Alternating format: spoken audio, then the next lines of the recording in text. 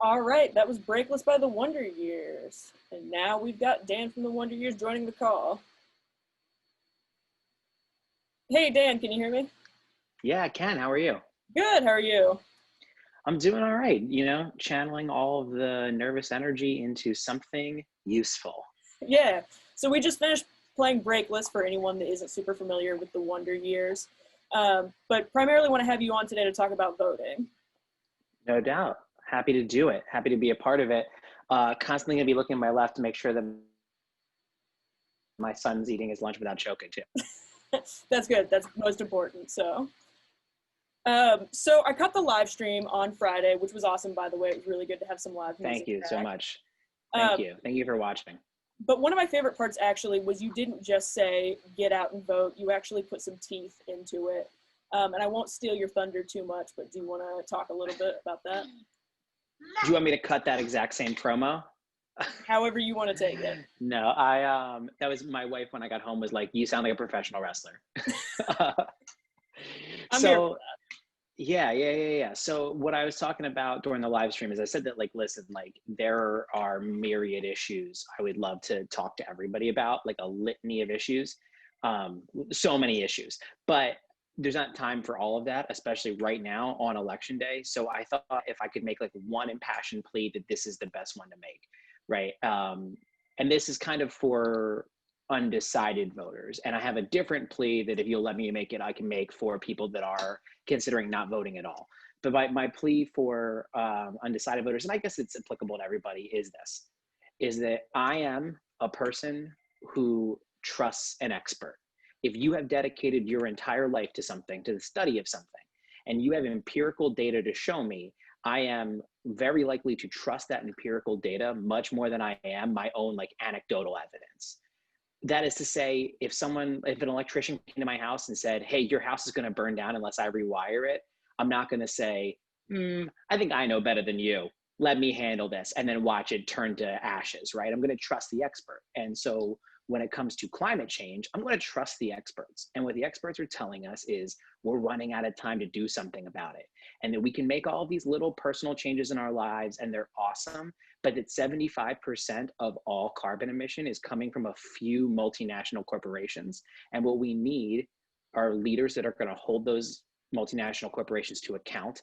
And we need renewable energy sources. We need a really intense climate plan. And we need that because climate change doesn't mean wacky weather. Oh, it snowed really late in the year or it didn't snow at all. That's not what climate change is really saying, right? What we're talking about is devastating effects. We're talking about widespread famine because of droughts and floods. We're talking about more pandemics because there's no freeze thaw cycle. So if you don't want to do this every couple of years for the rest of your life, we have to act on climate change. We're talking about saving an untold amount of lives and saving ourselves and our children and our loved ones from untold suffering, a total collapse of society as we know it right now. And I'm sitting here next to my 18-month-old son, and I know I got to do something for him, right? And so what I said at the end of that on the live stream was, a lot of people are going to kind of calmly ask you to vote. They're just going to say, vote. We want you to vote, right? I am going to ask you to vote for Joe Biden. And I'm going to ask you to vote for Joe Biden because Joe Biden has a great plan for climate change, a really good one. And we need to do that. We need to act. It's almost like, I understand it's different because the effects are incremental, but it would be like staring at an asteroid coming at the planet and being like, maybe if we pretend it's not there, it won't kill us all, right? That's not an option. We gotta acknowledge that it's happening and make an effort to solve it. Yeah, well, I think that's absolutely an important issue to recognize. With a lot of us here at Purdue are from the Midwest, have lived in the Midwest our whole lives. And so we're not seeing those coastal effects that are a lot more dramatic and immediate right now, like those droughts out in California and like the hurricanes coming through the coast. But it's, I think, important to recognize with any issue we're voting on this year that it's not just about us right here, but it's about the effects across the entire country and the globe. Yeah, and I mean, you are feeling the effects, right? You have a mask on right now because you're in the middle of a pandemic. We don't want more pandemics. Viruses are able to advance because there's no freeze thaw cycle, right? We need to do something. So that's my big climate change pitch, and that's my most fervent Joe Biden pitch that I've been giving to people. Um, but I also said, I know that we talked earlier, and I've been talking to a lot of undecided voters on Instagram. I'm talking to a lot of people that said, like, oh, man, like, I want to vote for Joe Biden because I don't want Donald Trump to be president, but I actually think that a third party candidate is more to my liking, maybe more to my ethics, or I'm not going to vote at all because I don't think either of these guys is great. And I have some thoughts on that too, if you'll indulge me on that as well. Yeah, absolutely. Because that was kind of going to be my next segue is what do you say to those more moderate voters who don't love Trump, but are maybe concerned or don't know as much as they should about Biden? Okay, so I mean, one, I would pitch them on that same climate change thing, right? If you don't love Trump and you are interested in Joe Biden, climate change enough. I mean, climate change should be by itself enough of an issue to get you to the polls and get you voting. If you are maybe someone more akin to my own beliefs and you wish that we were running someone like Bernie Sanders to be president, I have another thing I'd like to tell you, right? And that's this. I don't think that Joe Biden is perfect at all, at all.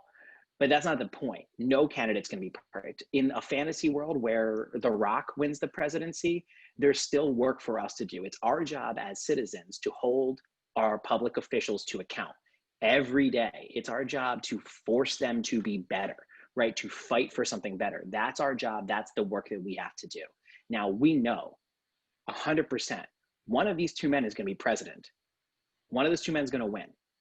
One of them sets us up better to do that work, right? If Donald Trump becomes president again, all of our energy is going to be spread incredibly thin because we have to use it on a number of things. We have to use it to fight to keep affordable healthcare available to all Americans. We have to use it to fight for better climate change policy. Those are things that we don't have to worry about with Joe Biden. So we can then focus that energy on the things that we do have to worry about. We can focus that energy on criminal justice reform. We can focus that energy on ending the electoral college so that we no longer have this very stupid voting system. We can focus that energy on ranked choice voting so that in the future, we actually have multiple parties to choose from. The reason that I think that third party candidacies don't go very far is fear, right? It's fear of voting for the Green Party and then, accidentally putting, Donald Trump back in office. So people don't vote third party. But if there were ranked choice voting, then people might be able to more confidently vote their conscience, right? If that's something that you want, that's something that I want. If you think neither of these two people is the best candidate available, and you think that there should be more than two viable parties in America, well, then let's elect Joe Biden today, and then be able to, over the course of the next year or the next 4 years, fight for ranked choice voting so that come next election cycle, we have a multi-party system and people that actually represent our ethics and morals. Can you briefly explain ranked choice voting? Because I don't think that's something that many people are very familiar with. I'm going to do a bad job of it. I think I would rather people Google it, but ostensibly you would say, okay, there are 4 parties, right? And I'm going to put them in order of who I would most to least want to. Are you okay, bud? You all right? Just checking him. No worries, I think he's fine. Just wants more cheese. Who doesn't? You would say, okay, Green, Democrat, Libertarian, Republican, and then if your first choice was not viable, your vote would then go to your second choice. Okay. And I think that there are different ways of doing it, right? Like that's not the be all end all of ranked choice. There are a bunch of different better voting systems than the one that we have now. But yeah, think of it that way, or think of it a little like, is he on the air? Can you hear that? Yeah, it's good though. Let me just move slightly. Hold on. You're good. No worries. I get it. We're all kind of working from home right now. Yeah, we sure are. So, but yeah, I mean, almost like the Iowa caucuses, like if your candidate wasn't viable at the end of that poll, then you could go caucus for another candidate, right? So like if you are voting for someone that you think is a long shot, you're no longer just like maybe throwing that vote away. If that person doesn't become viable, you can then go vote for the next person that you care about the most. Okay, great. Yeah. And then kind of the big thing that I'm personally worried about today is young people typically don't turn out to vote in the numbers that they should. And I think that we're a fairly important demographic as we're going to be around a little longer. Yeah, maybe the most important demographic. Yeah. So really urging, especially as most college students are voting in their first presidential election, urging them to get out to the polls. So what would you say to someone that here in Indiana, you already have to be registered to vote, but what would you say to them to get them to the polls today? Well, I think it's a lot of what I was just talking about, right? Like you're going to live on this planet a lot longer than someone that is 75 years old right now. So maybe they're not going to vote with climate change in mind because maybe they are kind of Machiavellianly thinking, doesn't matter to me, right? I'm going to be dead by the time these effects are happening. But you will not, right? If you're 20 right now, you're going to feel the effects of climate change in a very, very painful way unless we do something about it. You're going to be on this earth for a long time, and there could be a lot of human suffering to come unless we act. So you have an opportunity today to act. Joe Biden, again, like I said, is not a perfect candidate for me, but his climate plan is thorough and robust and well thought out and vet by a number of climate activists that I trust deeply, right? He has a great climate plan. I don't think he's great on everything. I think he has a great, great climate plan. And so act today to vote for that so that you don't have to deal with that awful untold suffering in your future. Today is a day where you can make a decision that's going to impact the rest of your life. I think that you should go make it. Yeah, absolutely. And then do you have any other recommendations of how people can get more involved and help make a change once they cast their vote so they don't feel like they're just kind of waiting on edge? Sure. So you can talk to people, you can talk to your friends, you can talk to your family members, you can open it up to your social media accounts. I think that the big thing is the people in your life are going to trust you more than they're going to trust Twitter, more than they're going to trust a TV ad, more than they're going to trust a billboard. They love you, they care for you, they believe in you. And so you have an opportunity to change people's minds today, right? There, maybe your aunt is going to the polls and still isn't totally has her mind made up. Give her a call. Tell her why it's important to you, right? Tell her why you think that she should be voting for Joe Biden and not Donald Trump. That's a thing that you can do today. Now, moving forward, there are a lot of organizations that you can get involved in, a lot of mutual aid organizations, a lot of climate organizations.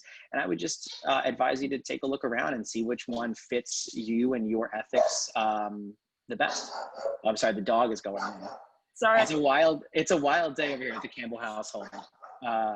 We're all on pins and needles, a lot of nervous energy in this house. Absolutely. I think everyone kind of feels that. So yeah. All right. Well, if you don't mind, I'm going to jump off because this is not going to stop unless I stop it. So. Absolutely. Real quick, one last thing before you jump off. Will you give us a song to play? It can be Wonder Years or absolutely anyone else. Oh, any song right now to play? Play Garden by Meet Me at the Altar. Okay, perfect. All right. Thank you so much for your time. Have a great day. Thank you very much. Bye.